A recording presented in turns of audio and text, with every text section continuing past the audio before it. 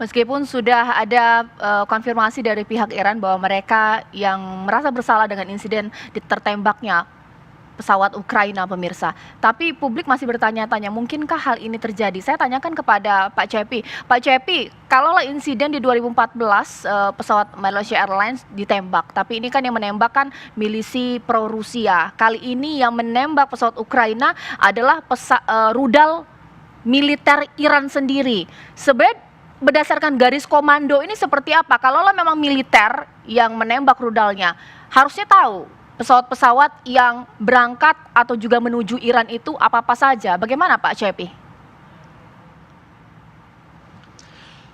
Ya, saya ingin menjelaskan terlebih dahulu bagaimana kejadiannya ya. Sebenarnya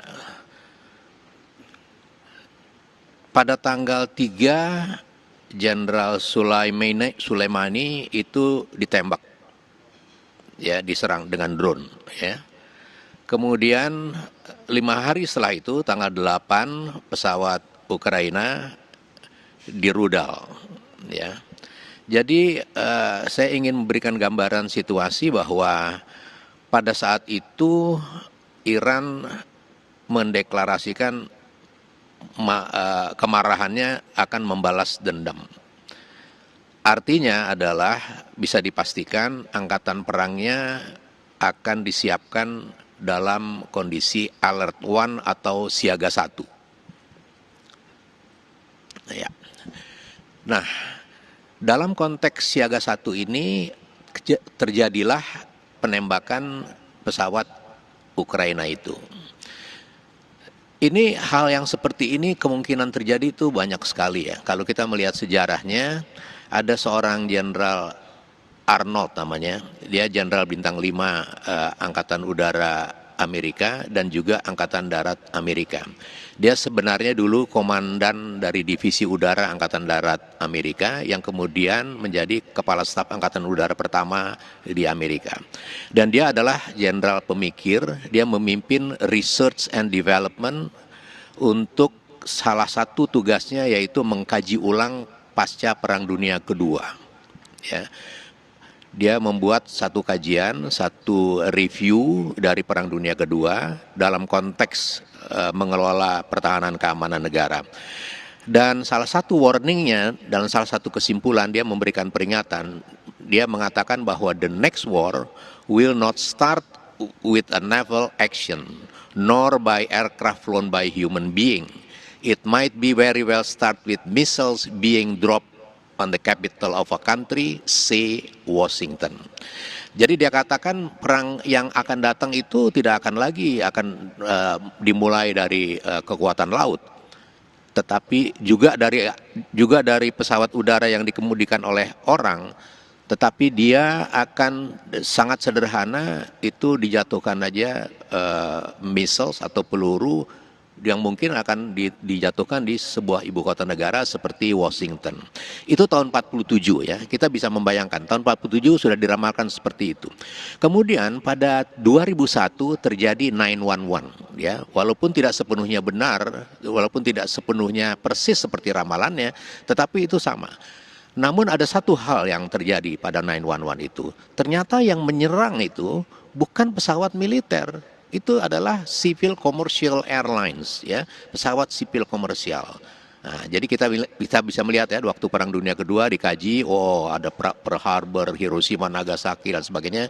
Oke, kesimpulannya hati-hati, nanti tidak dengan laut, tidak dengan udara, tapi cukup peluru aja yang datang. 2001 ternyata ada perkembangan, bukan hanya langsung di ibu kota, tetapi juga pakai pesawat komersial. Berikutnya lagi dalam konteks pertahanan keamanan negara, dalam aspek National Air Defense System, ya, sistem pertahanan udara nasional, maka itu menjadi catatan-catatan penting bagi unit-unit pangkalan-pangkalan angkatan udara dalam konteks mengelola pertahanan udaranya. Nah, kita kembali lagi ke Iran. Bagaimana bisa terjadi seperti itu? Untuk kita ketahui, setelah 911, Amerika membentuk 2 institusi baru yang namanya Department of Homeland Security dan juga Transportation Security Administration. Mengapa itu dibentuk? Karena dia merasa tidak cukup, udah punya Pentagon, udah punya FBI, CIA, karena 911 juga terjadi. Jadi dia reorganize ya. Itu dalam kaitan sistem pertahanan keamanan negara. Dan yang paling penting di situ adalah dibentuk pula Civil Military Air Traffic Flow Management System. Jadi keterpaduan mengendalikan lalu lintas udara baik sipil maupun militer. Kenapa? Karena ternyata penerbangan sipil juga merupakan ancaman dan itu terbukti di 911. Nah, itu yang menyebabkan semua sistem pertahanan udara negara-negara yang terutama sekali negara-negara yang bergolak seperti Irak, Iran, Afghanistan, mereka akan mengkaji itu. Mereka tidak akan mentolerir ya pesawat sipil misalnya. Nah, jadi ini adalah poin-poin penting bagi sistem pertahanan. Sistem pertahanan keamanan negara, terutama sistem pertahanan udara nasionalnya. Nah, dalam konteks ini kemudian yang akan berperan yang sangat penting di situ adalah sistem pengendalian, ya, command and control system. Baik.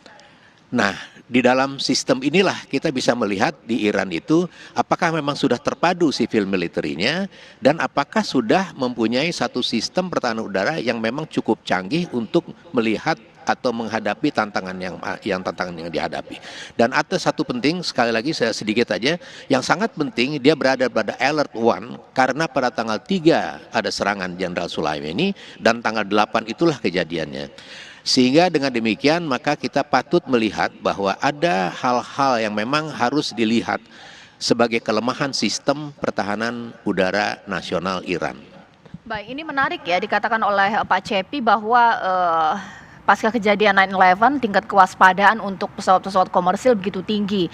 Insiden salah tembak pun bisa saja terjadi.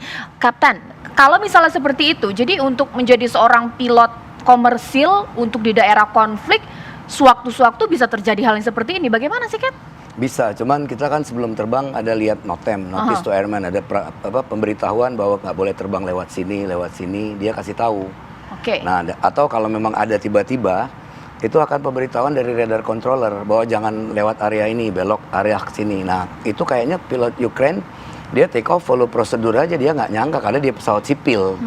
Dia terbang ikutin prosedur aja normal, karena tidak ada pemberitahuan sebelum terbang. Oke, jadi seorang pilot harus lewat di jalur-jalur yang memang sudah ditentukan. Mungkin tidak dia lewat jalur yang bukan seharusnya. Nah, kalau memang seperti itu, ada pemberitahuan bahwa oke, kan sebelum terbang ada dikasih ATC clearance. Ya. Jadi Anda boleh terbang, Anda terbang ke kota ini melalui airways atau jalur udara, misalkan kayak ke Palembang, Whiskey 12, flight level 280, 28.000 feet, sementara kita ke ketinggian berapa dulu, baru ke 28.000. Nanti kalau enggak ada special clearance, misalkan after take off, maintain runway heading, lurus dulu. Nah, kalau memang radar control bilang, oke, follow prosedur normal, ya kita ikutin aja. Oke, apalagi itu cuma beberapa menit sebelum iya, take itu off, kira-kira mungkin 4 menit, 5 menit, 8.000 feet sekitar. Kalau gitu misalnya kemudian pernyataan yang keluar saat ini, pesawat tersebut terlalu mendekati area sensitif. Nah, ini apakah kemudian menjadi alibi pembenaran saja, ataukah memang benar katanya Pak Cepi di sini, katanya Pak Kapten Azin, nggak mungkin lah kemudian lewat area yang sensitif, lagi itu di bandara ya. Sesaat lagi nanti Pak Iwan akan jawab usai jeda berikut pemirsa di Apa Kabar Indonesia Malam. Nah, Pak Iwan, hari ini juga kita sudah membaca statement dari pemerintah Iran bahwa pesawat tersebut kenapa salah tembak karena terlalu dekat dengan area sensitif. Konteks Tehran itu sendiri atau juga bandara, daerah sensitif apa sih yang ada di sekitar bandara? Kok bandara ketika ada pesawat mau terbang, ini pesawat komersil loh, dikatakan mendekati area sensitif, bagaimana Pak Iwan? Tadi seperti dikatakan di dalam laporan itu bahwa pasukan Garda Revolusi juga berada di sekitar bandara Teheran. Lalu di sana banyak juga instalasi-instalasi yang sensitif di sekitar Teheran. Itu tersebar di seluruh kota. Nah, mungkin masalahnya bukan di situ. Karena bateri rudal Iran itu adanya 12 km di luar Teheran. Jadi ketika radar mereka menangkap ada objek dalam radar mereka yang kalau disejajarkan objek pertahanan udara itu radarnya semua objek akan sama size-nya. Jadi dia tidak bisa membedakan apa itu pesawat kecil atau pesawat besar. Yang jelas ada pergerakan. Nah, dalam situasi siaga 1, kadang-kadang komandan di lapangan itu dihadapkan kepada waktu yang sangat sempit untuk bertindak.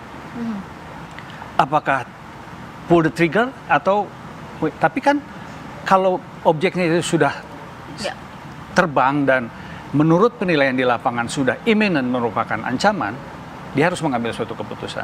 Oke. Cap, kalau pesawat komersil berarti tidak bisa mendeteksi adanya serangan atau juga Iran atau juga rudal yang mendekat pesawatnya, begitu ya? Tidak, kalau pesawat komersil tidak ada, tapi untuk pesawat tertentu, misalnya pesawat VIP, VVIP ada. Istilahnya anti rudal lah. Jadi kalau ada rudal datang, ada keluar sesuatu, jadi rudal ngikutin itu. Tidak akan kena pesawat. Nah ini kan pesawat komersial. Dan dia sudah ikutin prosedur yang ada. Take off dari Teheran, Bandar Udara Behrabat ya. Ganti Khomeini sekarang. Nah, take off dari situ, ikutin prosedur. Kemudian tiba-tiba ada rudal yang nembak. Ini malam lagi Pak ya.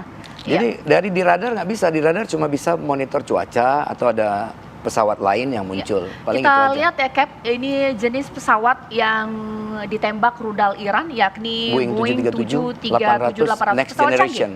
Saya bawa itu juga. Next Generation dengan jumlah 9 kru pesawat, 167 penumpang, 82 warga Iran, 63 warga Kanada, 11 warga Ukraina, 10 warga Swedia, 7 warga Afghanistan, 3 warga Inggris pemirsa. Kemudian kita lihat ini dia pemirsa, ini jarak tembak 8 mil, 2 rudal dengan ketinggian pesawat 6.000-2.400 meter. Tapi kalau dari gambar tadi tuh sempat berbalik. Jadi ternyata ketika ditembakkan untuk pesawat Boeing tadi tidak bisa kemudian membuat langsung mati sistemnya, masih bisa untuk berupaya balik. Bagaimana sih? Kalau sudah kena terbang itu aja komunikasi tidak ada karena pilotnya sudah nggak bisa calling apa-apa lagi, ada emergency atau apa, misalkan mayday. Ini tidak ada komunikasi, langsung aja meledak. Jenis rudal yang ditembakkan yakni rudal 9M331 Tor M1 dengan berat 34 ton, kecepatan 65 km. Dan juga ada spek rudal 9M331 dengan berat 167 kilo dan kecepatan luncur 850 meter per detik. Wow. Saya tanya kepada Pak Cepi. Pak Cepi, sebenarnya kalau garis komando untuk menembakkan sebuah rudal itu pucuk pimpinan yang bisa menentukan ditembakkan rudal itu siapa Pak Cepi?